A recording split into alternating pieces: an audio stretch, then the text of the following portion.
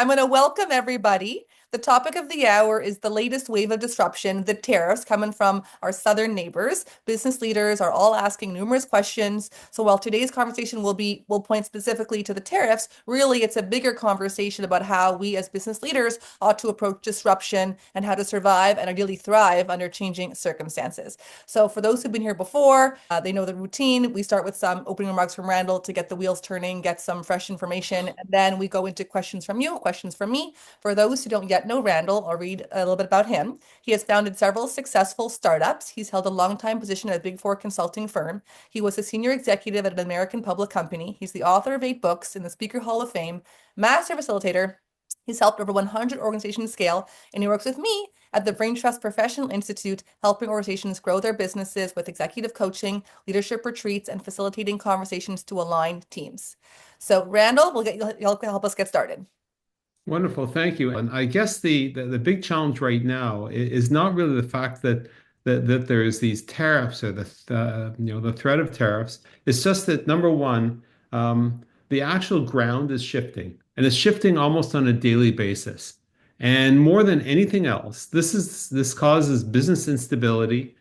People, investors are not sure where or if they want to put any money when they cannot understand what the ground rules are. We think that we've got political and economic agreements, and then we don't, and now we've got tariffs, and now we don't, and now we've got this, now we don't, and that instability and that uncertainty is half the problem, frankly, not just the fact that there's tariffs. And I think we've seen instability in many other times in the past, and we've got through it, and yes. We'll get through this as well. I was president of an organization several years ago, and I decided when I was moving into the role, I would ask others who held that role. A not-for-profit, is a charitable organization.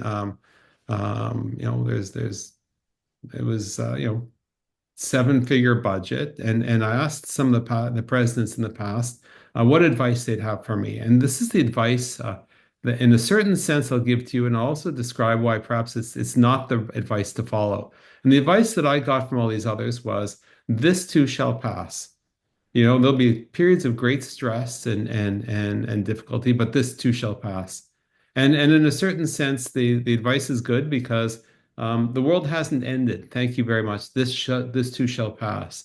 But it's also incredibly bad advice because what it's done is it's pulling threads out of an area of business that we thought was a constant. Something's now a variable. And I think there are some things that businesses probably should be doing, not-for-profits need to be doing, whether you're sort of thinking about your supply chain or whether you're thinking for your clients or prospective clients. If you're an association or a membership organization, it's also certainly an issue as well. And that's kind of where we want to spend the time talking about that. I also want to acknowledge that there's a lot of big brains on the call today. And because there's a lot of big brains on the call, I don't profess that we here at the Braintrust Professional Institute have all the answers. And I'm interested, obviously, in people's questions, and of course, we'll do our best to answer them. But I'm also interested in other people's perspective and any particular value add strategy that you and your organization are following. I think it's worthwhile other people hearing that, and recognizing that whatever we say today, and for those who are listening this after the live version, it was recorded on March 12th at noon Eastern time. So I'm sure by 3 p.m. it'll be a bit different. And certainly on the 13th and the 15th in April and in June, it's going to be different as well. But hopefully the underlying concepts will be useful. So that's really where I wanted to start. And maybe we can open up for questions, Rania, or just let's take it away. If anybody has any questions, you came prepared. The hour is yours. David, you have a question? Well, more just a comment that, it doesn't affect my business as directly. Some of my clients, yes, but the reason I'm here today, Randall, is that I always find that you're very, very reasoned and not overly reactive to things, very thoughtful about it. So I need to be in that space for a little bit just to kind of let things settle and stay out of the panic that everyone else is in. So, whatever happens, I'm just really glad to be here. Wonderful. And please say more nice things about me, David. I can't. We've only got an hour. Yeah, exactly. We only have an hour. Okay, so I'm going to get started while you guys type and think. We did another episode a bunch of months back on recession proofing your organization, which you all can catch on our website and I will put in the chat. Do you think the same principles we discussed when we did that topic apply to this situation, or does this tariff war with our closest trade partner require like a different reaction, different way of thinking?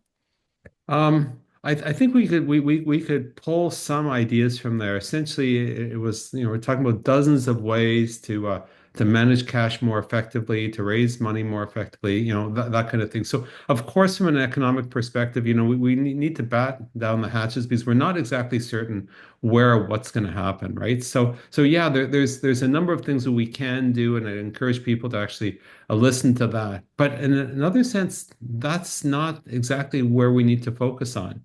I would say if we think about the short term, medium term, or long term, the short term, it's very easy for those who are in Canada, and I'm going to pitch most of my remarks because I'm physically based in Canada right now, and I know some of our clients are based in Canada, internationally, etc. Is to think about can you buy Canadian? Can you buy local? Um, can you stock up if you're in a manufacturing or distributor just to sort of deal with the short term kind of fluctuations? Are there other markets, other countries that just because it's been so easy to sell to the United States and to American buyers that perhaps you haven't spent the time um, assessing what the market opportunity is outside. And I certainly talking to others outside of Canada, what's happened with respect to the Americans' views on and behavior with Ukraine, with respect to what they're doing with Russia, etc. There's this big concern in Europe of whether the Americans, quote, have our back anymore. Can we trust what they say? And I mean, some of it may very well be overreaction, but a lot of it is founded in, gee, given what has happened in Canada and various other kind of behavioral things that are happening from the president of the United States. Um, can we do this? All of a sudden, there may be some greater interest if you're in Canada, as an example, to go to Europe or Asia, other places, and say, by the way, we're here.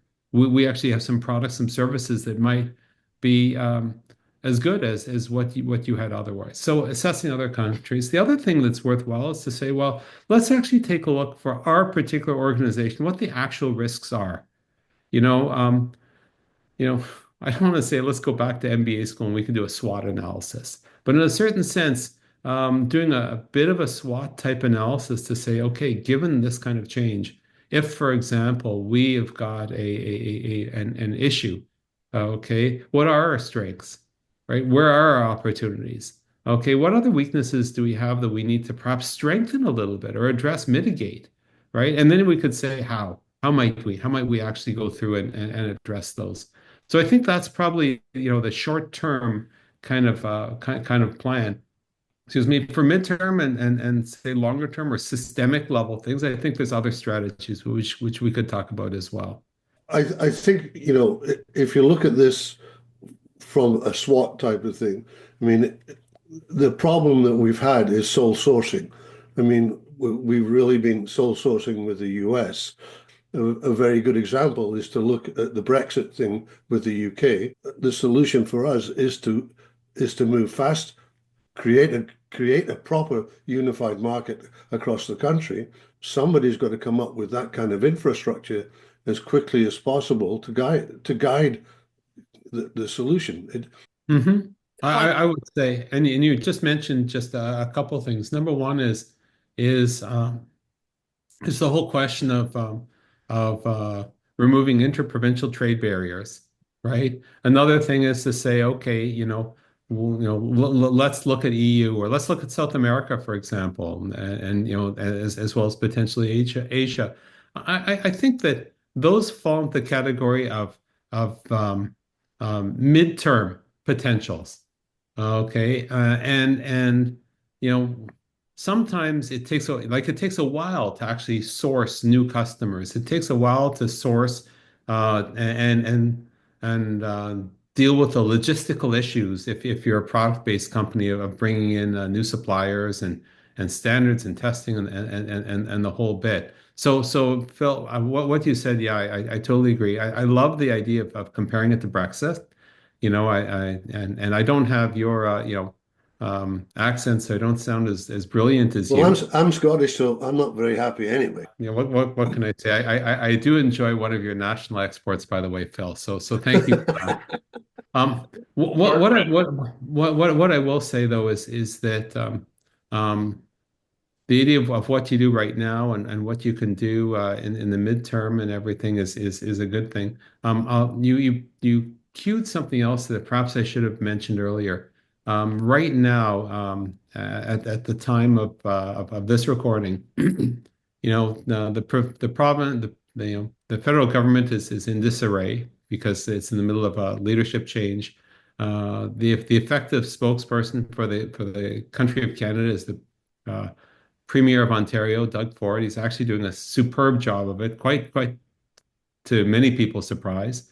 Um, and it looks like there's now going to be some engagement because of what's been happening in the stock market and so on. But I want to talk about what the so on actually means. The way the American political system works is fairly obvious, well, until now. But there's an awful lot of power that actually comes from the individual advocacy efforts that people make to their local senators and congressmen and to through the party apparatus as well, right? And so the question is, if you're, say, a Canadian organization and you're having the conversation with a supplier or a customer in the United States, right? Um, you can empower them with the language and the impacts and so on to actually go to their member of Congress, to their senator, to their apparatus, to their professional association, to their trade organization, to actually do advocacy effectively on your behalf, but it's really for the benefit of the American buyer, right? Gee, the price of houses, gee, the price of tires, gee, the price of automobiles, gee, the price of such and such. This is going to make a very big difference to Americans, right? And to have a lot of those voices sort of advocating on behalf, I think that's and so on, that we're not often seeing as much of because it's quiet. It happens behind the scenes, right? I suspect it's happening quite a bit, right? All the backtracking and back and forth, etc. Tariffs on steel, tariffs on automobiles, and they're on, they're off, etc. Is because of that kind of advocacy. And I think that the more of that kind of thing that Canadian organizations do, and by the way, trade associations in Canada have a role to play here, right? They have a role to play. I think also individual organizations, individual companies have a role to play with respect to the conversations up and down their supply chain. So thank you for that. I'm here in Canada, but I'm sure in the US it's the same. We're already seeing all around us Canada first, Canada proud, Canada made in marketing, grocery store, radio. Like, is this where we should all be leaning into, like this nationalistic positioning? Is this the response? Are there other options? Well, sure. It can be it can be UK first, and it can be Australia first, and it Well, could be sure. United States first. And I say that in jest, but the old joke about how do you define a Canadian is not American. I think, Rania, to your point, people are now saying I'm very proud to be defining myself as a Canadian and as a Canadian business. I have to say, I'm very keen on buying stuff on Amazon. Okay, but the other day I went to a local store and actually purchased something at a local store. Isn't that interesting? Mr. Like Stuff Delivered is actually doing that locally. Or the idea if you really enjoy Scottish bourbon, okay, and you have a choice between not Scottish, I'm American bourbon. You got a choice between some Scottish Scotch on one hand, or you have a chance to experiment with some of the wonderful products that are made in Canada. The question is, why wouldn't you try the stuff in Canada first?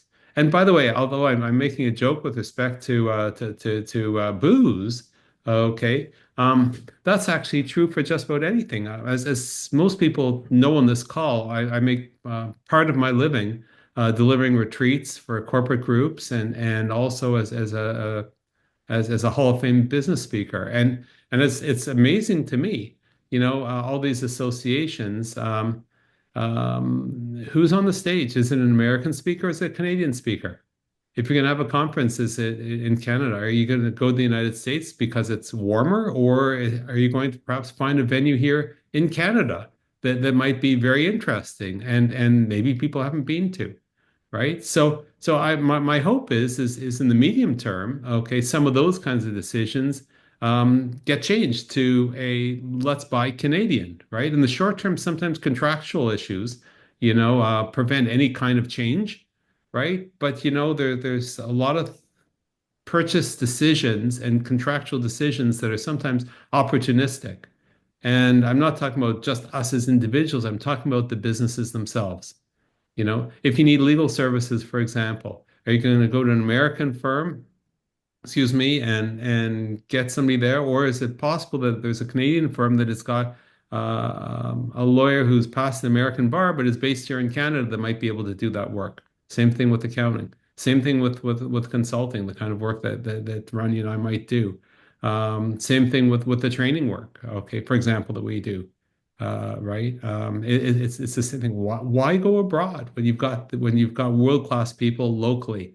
And I think that too often, we're defining ourselves as not American, as opposed to Canadian. And the buy Canadian thing, I think, is something, right? I'm afraid I don't have a red hat. Okay, I don't have any hat really right now, but I think we can be quietly patriotic with respect to some of the business decisions we make. And it's not like we're taking one on the chin. But I think sometimes the question for Canadians and everyone knows the trending hashtag is elbows up. There we go. We got elbows up. Elbows are up. But what really that means, in my view, isn't we're going to fight, because I don't think that's what we do as business people. What we're going to do is we want to optimize for what's in front of our nose, right? And sometimes what that means is saying, okay, let's look for those suppliers here in Canada.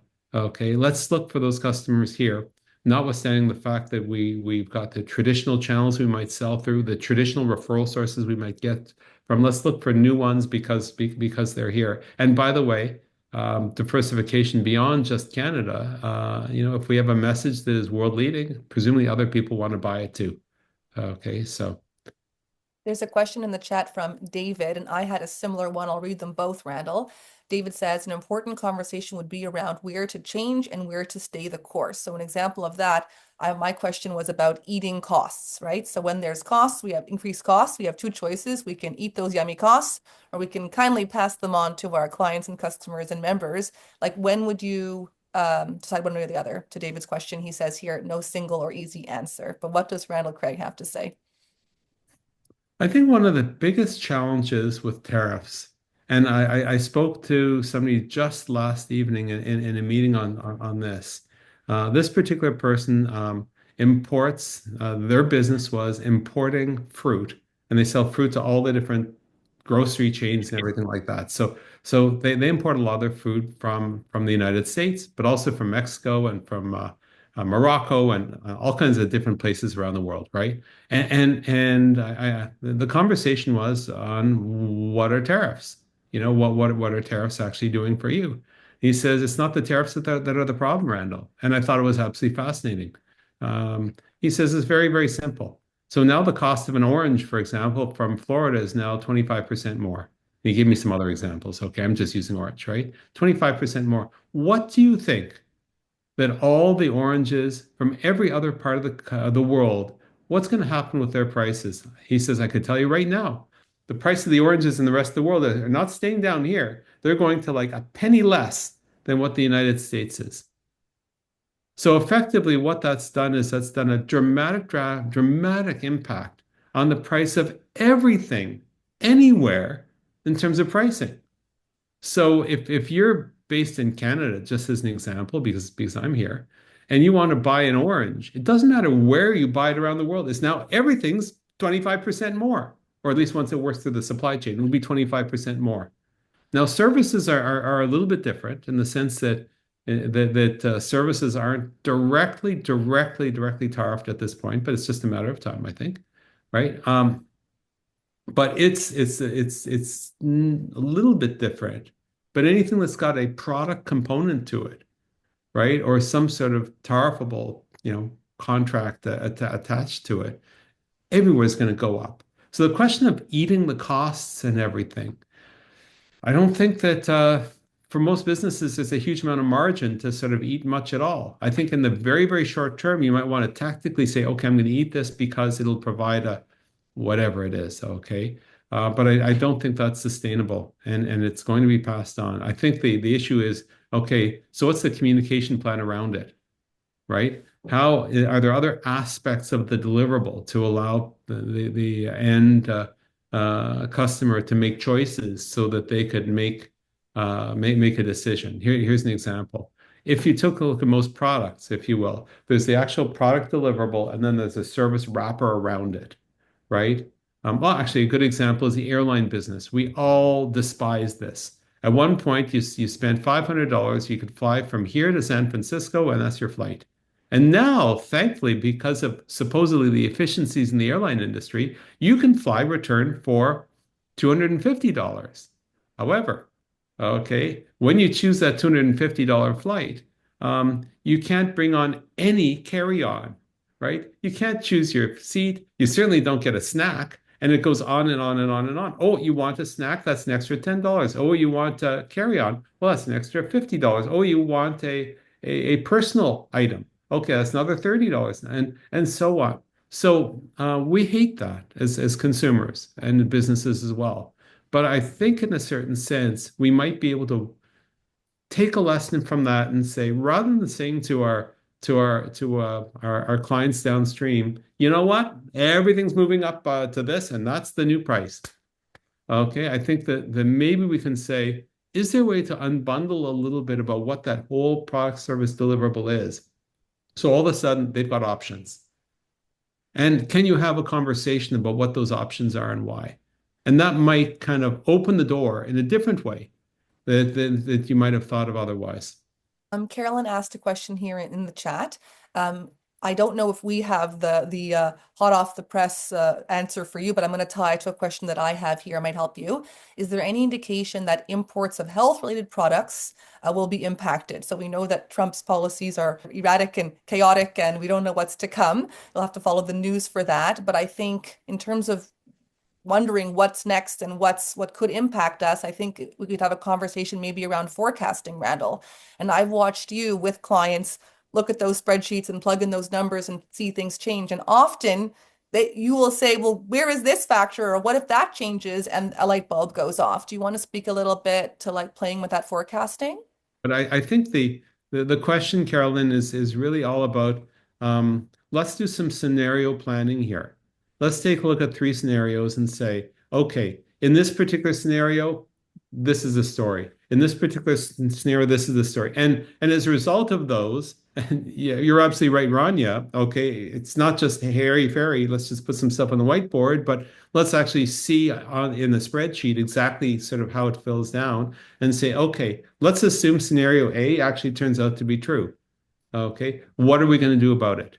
Okay, let's talk through it all. Okay, number two, for the next scenario, number three for the next scenario. And as soon as those conversations start to happen, at least those inside the organization can start to make some decent, I don't want to say pre-decisions, but have done some thought about it, because the last thing you want to do is be surprised by something, which is why you do scenario planning. Okay. The last thing you want to be is surprised, and all of a sudden everyone's running around, and rather than considering the options one way or the other, and perhaps brainstorming or finding a way to sort of address it more holistically, you're making all kinds of individual decisions. Let me talk about what I mean by that.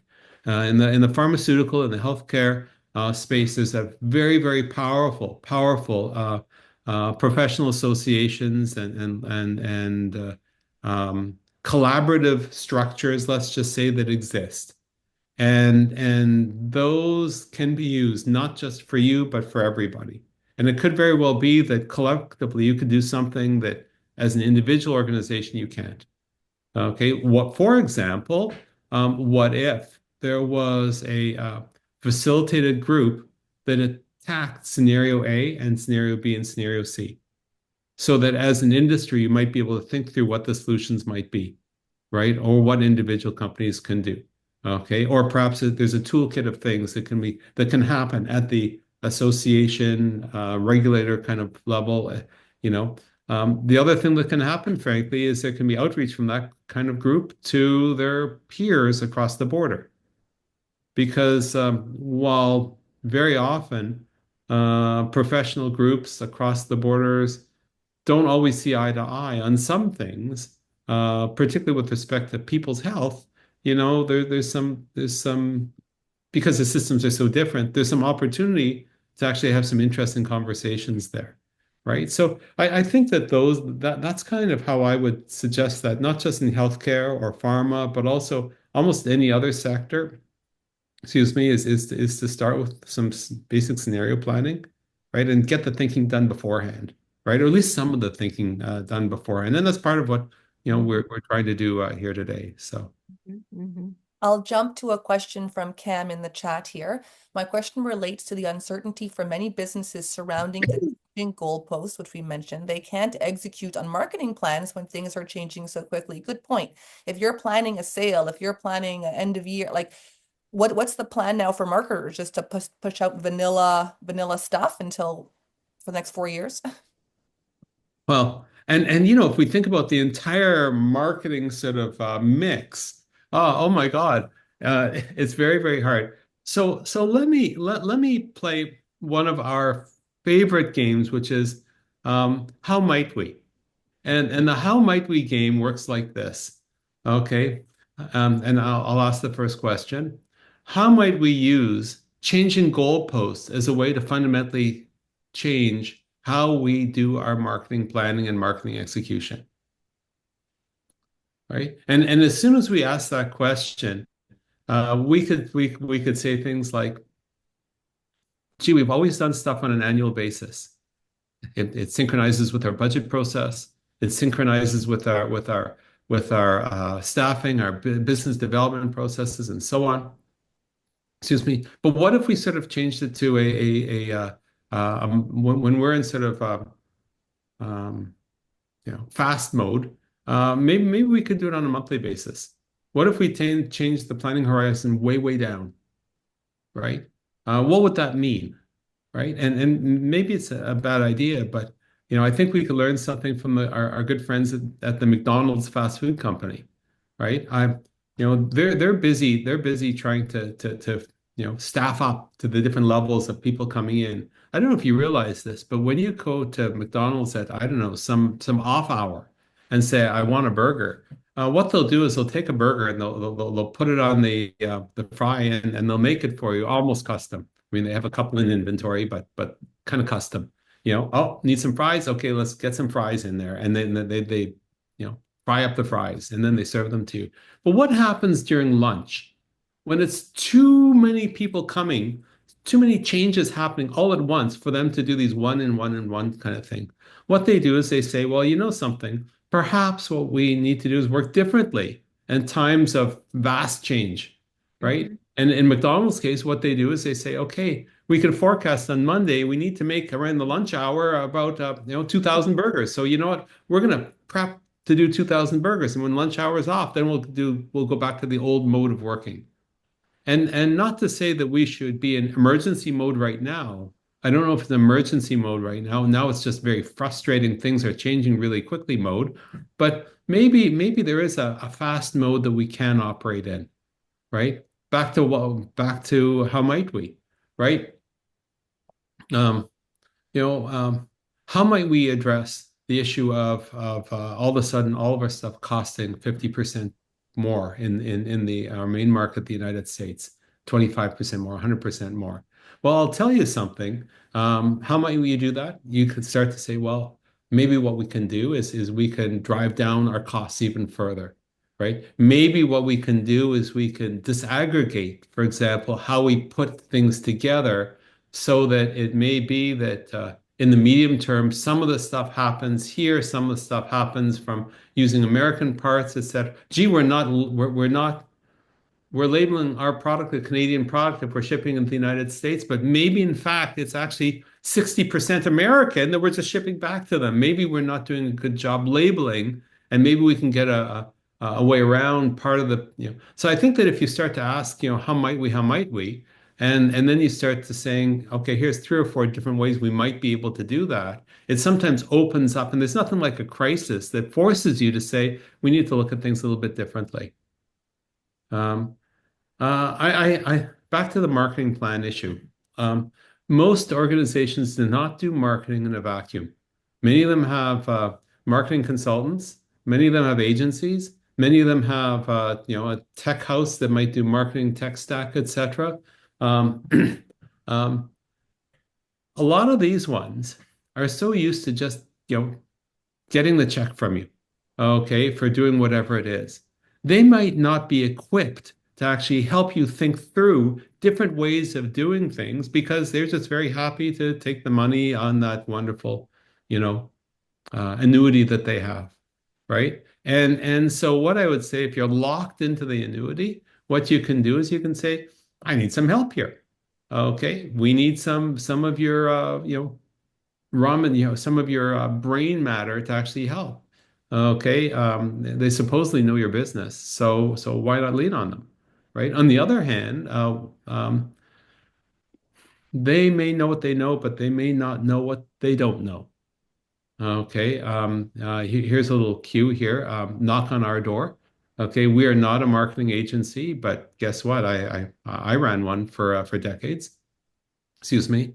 Not a tech house, but we certainly know an awful lot more about tech as well, right? Sometimes it's a question of saying, well, we're just going to we're going to bring everybody. We're going to spend 2 days, our entire team or our ecosystem, and we're going to fill up a room full of flip charts with a whole bunch of ideas, called the how might we retreat, okay, about sort of trying to put together a bit of a plan, an action plan to do it. So that's another way of doing it. Same thing with respect to your legal counsel. Same thing with respect to your accountant and your banker. Okay. I will suggest though, okay, that just like everybody on this particular call, they're also trying to figure it out, right? And things are changing so quickly. So the question is, where are the brain cells that you need at the table for the crisis that we're dealing with right now, right? And you've got some people around you that you've known for quite a bit, and then you've got other people, okay, who might be new friends. By the way, Ronnie and I are very friendly. So just to say. So anyway, Cam, does that help sort of give you some ideas? Yeah, I mean, I've made a whole bunch of notes on that, so that is great. Thanks, Randall. On that note, we're going to break right here, this part one, talking about leading through disruption. And today, specifically talking about those tariffs coming out of the White House. We'll pick up with more Q&A in part two. But if anything we've talked about so far resonates with you, if you're curious about business growth coaching through disruption, through change, how to better align your teams, how to plan your next retreat with your team, do reach out. We'd be happy to have a conversation and share resources. You can email us at info@randallcraig.com or book a call at www.randallcraig.net/30 and see you back for part two.